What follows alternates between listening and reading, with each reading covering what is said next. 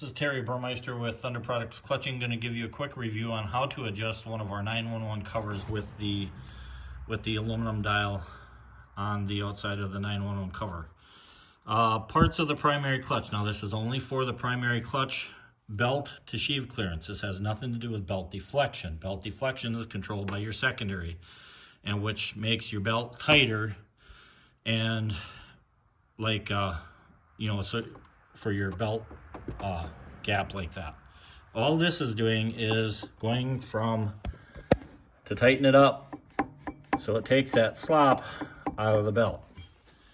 So with a 9/64 Allen wrench, that's the screw that we use to tighten this up, what you want to do is you just want to thread this in, and of course it's going to take a little bit. Takes a little bit to get it in and get it towards the engine. So if you put your left hand on the clutch and your right hand on the dial, you can dial it in. And the way I like to do it is I like to get it all the way in until I have no slop at all. I let it out, and as you can hear, I got a little bit of play there now. What you want to do is you want to measure that with a 20,000 shim. So I'm going to take my shim and get it put in here. And I want that to go on the inside of this V right here. This is the V part of the belt. Now I want that to be 20 thousandths from this V. Now this is pushed, the belt is pushed all the way back to the fixed sheave. I want 20 thousandths between this V right here on the belt, this side, this surface, and the movable sheave. I want 20 thousandths. That's what we recommend. And when you get it to that point, you should have weight to roller clearance.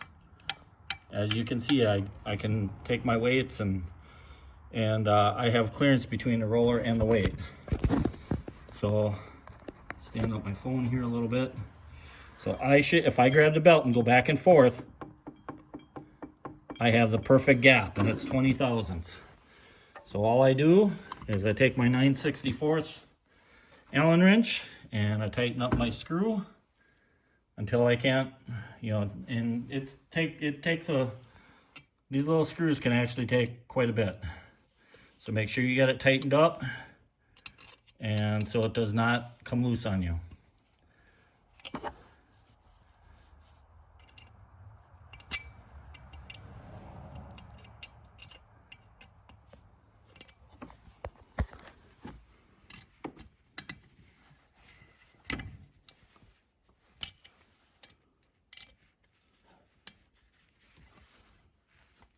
And there we are.